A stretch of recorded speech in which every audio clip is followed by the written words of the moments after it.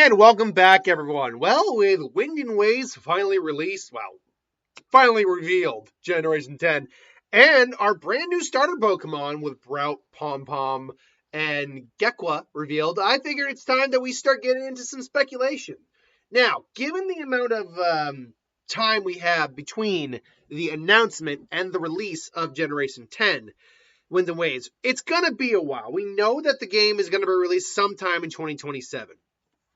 So what that means is I don't know how long it's going to take. What I think I'm going to do is maybe do like a prediction video once a month leading up towards that, as well as covering any sort of information leaks we get, any other like information drops, trailer breakdowns, things along those lines. Because my theory, a lot of people are thinking it's going to be late 2027, simply due to the fact that it didn't say early 2027 like it did with Legends Arceus. I get the impression that isn't going to be the case because I have yes, it gives them more time to work on the game, sure.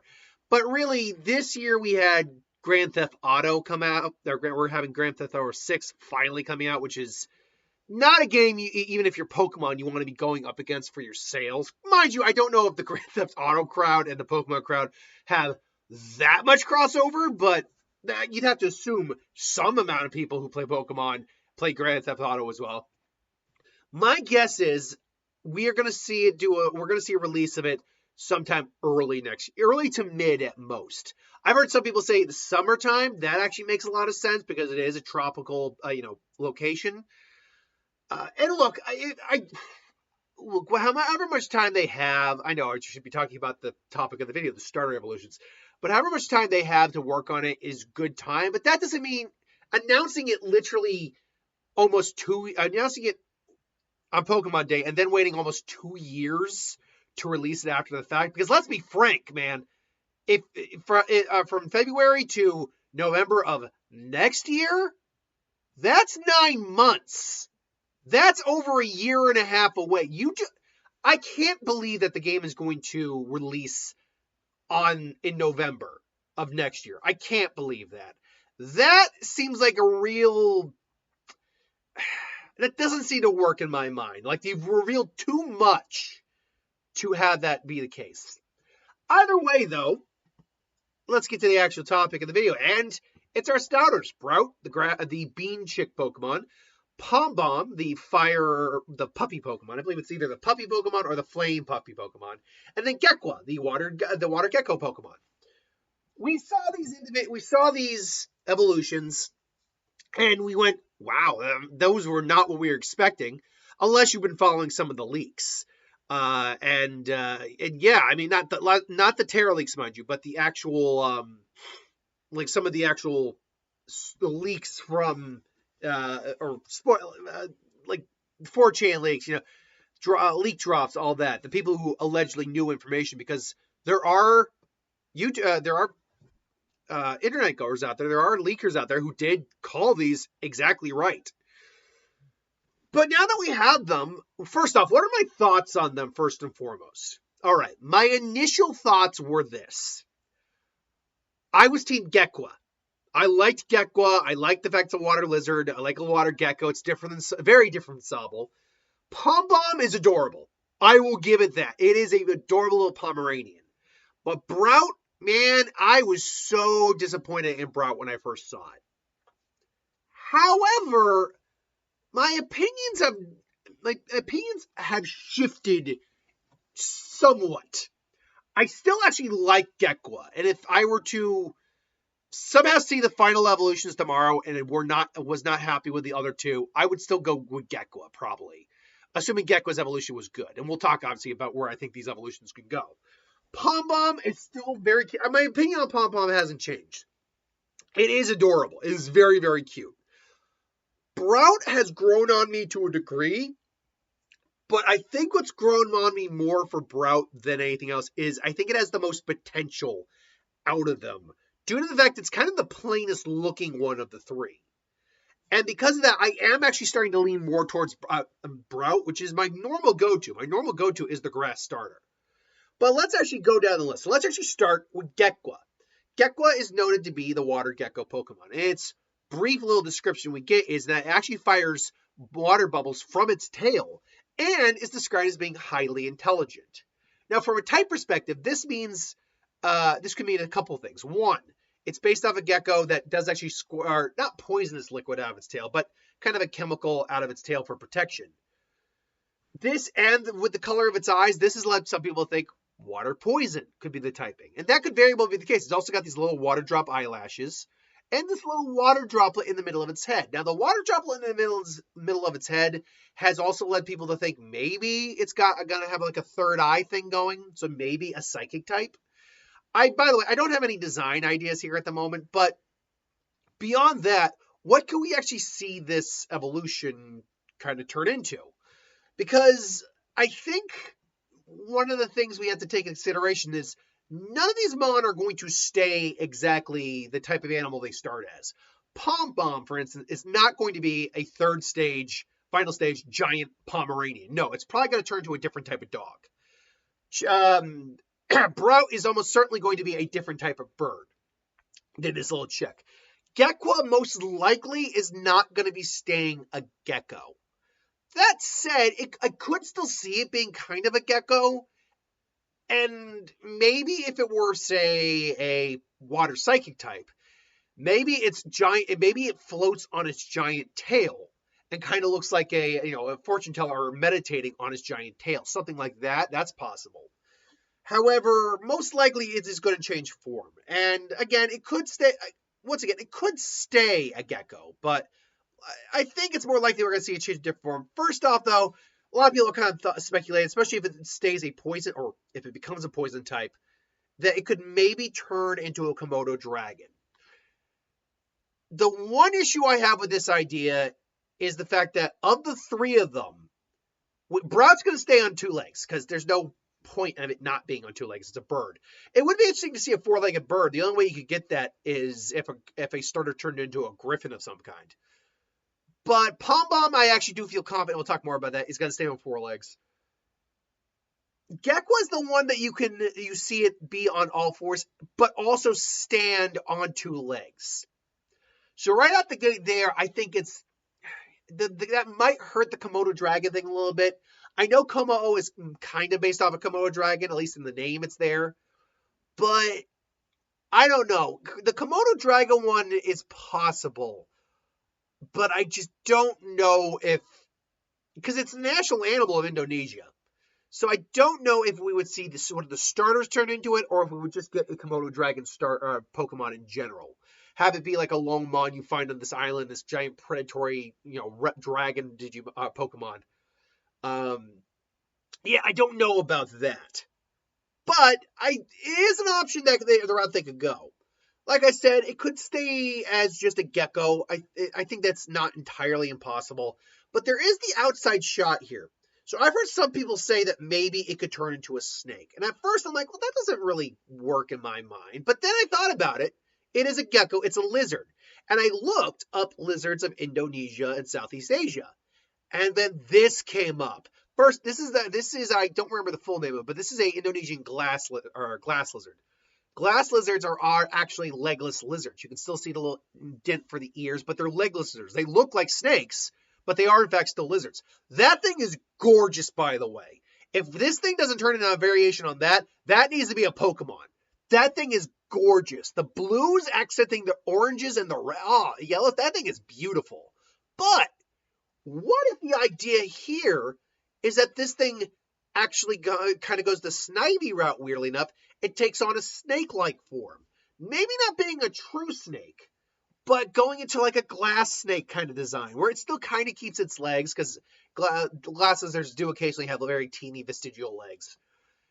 And maybe we get something along those lines to go with the poison typing as well. But this thing isn't poison, so what else would you do here? That's where the kicker comes in, because honestly, you look at that, you see a fire type. That's honestly what you see. That's what I see anyway.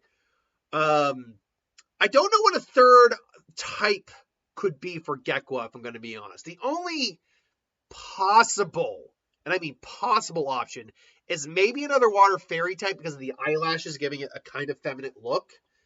But otherwise, I don't see it being a fairy type. I think right now the theories of water psychic, water poison are the best options, at least until we maybe see a mid-stage evolution.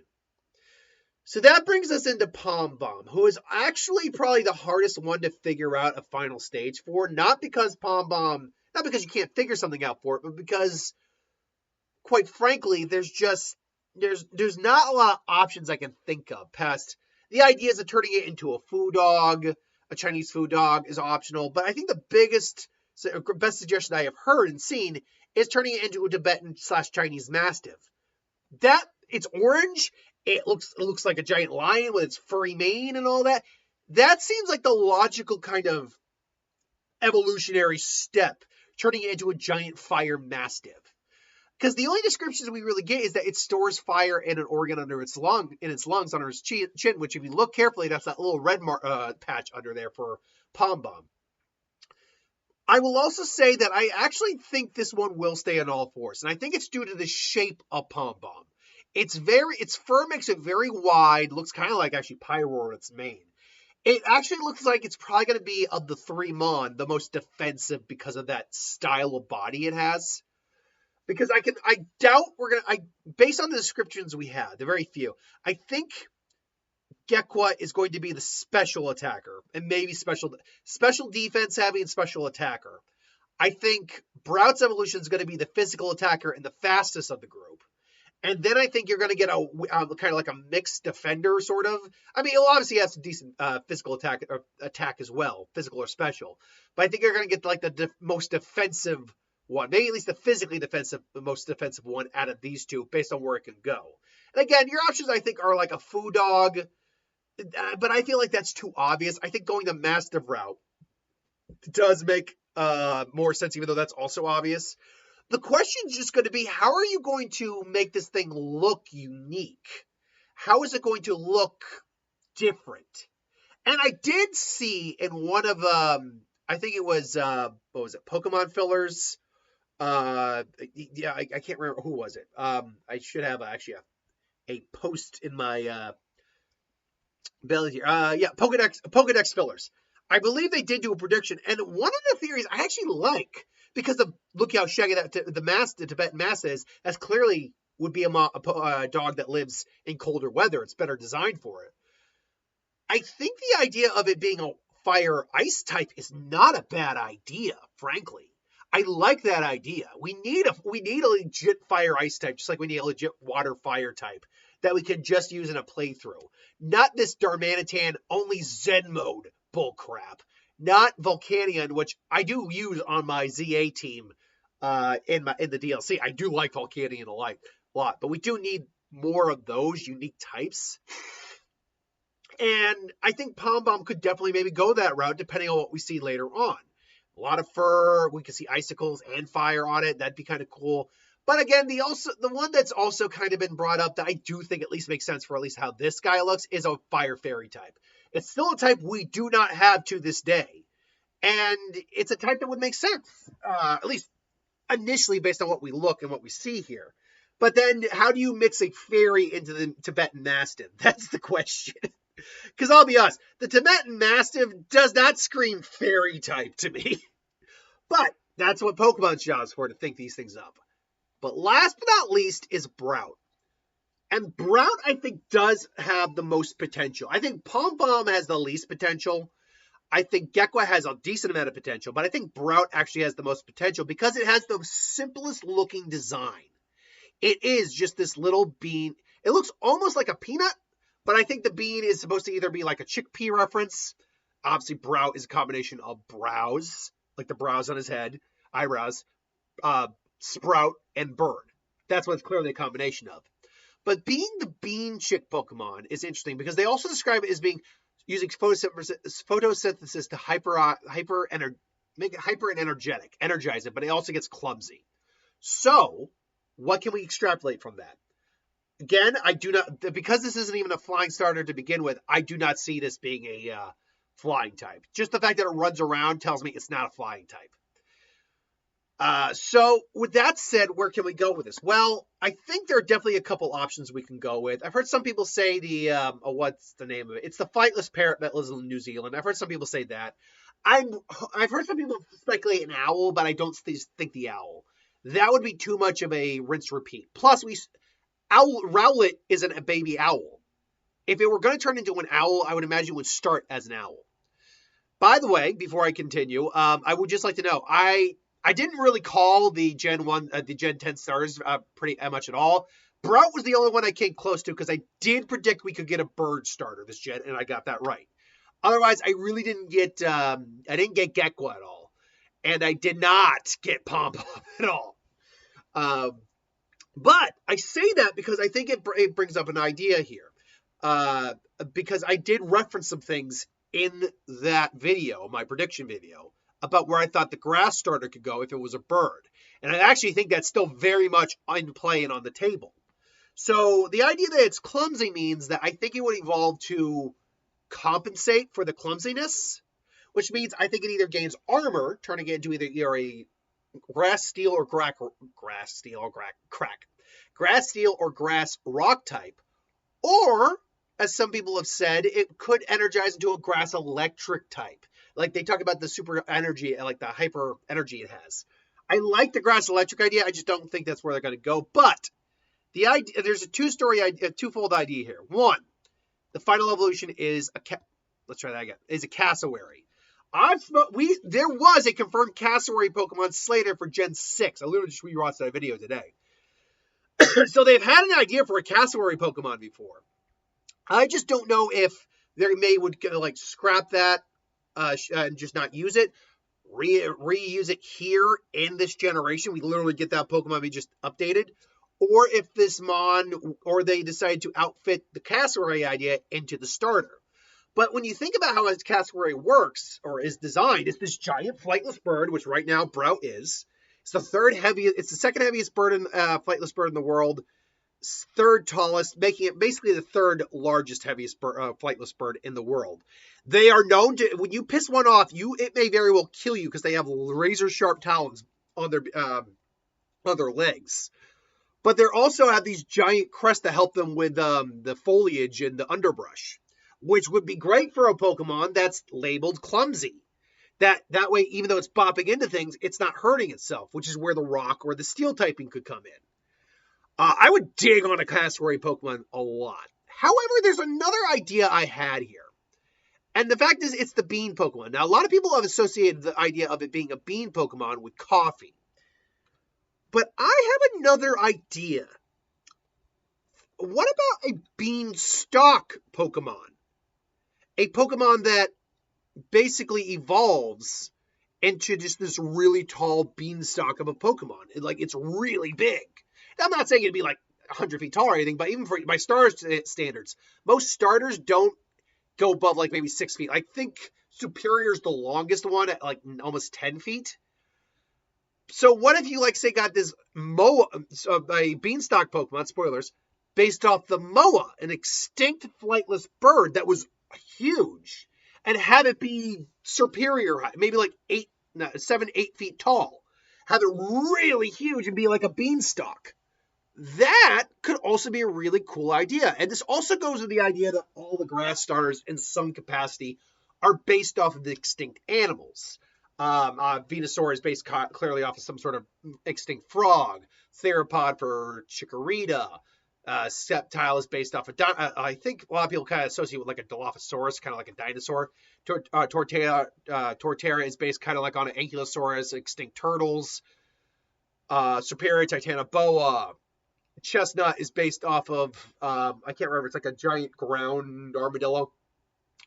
They're all ground armadillos, but a giant armadillo.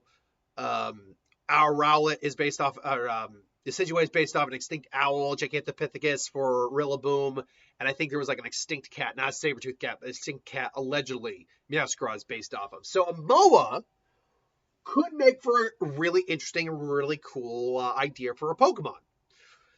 Now, if I were to choose between the two, I like the idea of incorporating a beanstalk into the idea. If it's a bean Pokemon, What does the bean grow into? What is the plant that it grows into? That's the idea.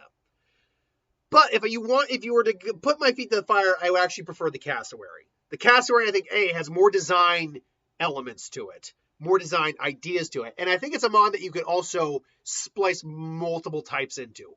Definitely the steel, definitely the rock. You could do a fighting type. I still think you could possibly do an electric type as well, along with the grass. And these are just my ideas for the starters, too. I'm sure other people have brought this up, or brought these ideas up, but figured I'd throw my hat into the ring on some ideas here. So, yeah, that's my thought on what I think the Wind and Waves starters evolutions could be in the long run. But just like with my predictions for what the stars would be overall, this could be dead wrong. So let me know what you think. Thanks for watching. Hope you enjoyed. Like, comment, share, subscribe, and I will see you next time. Later.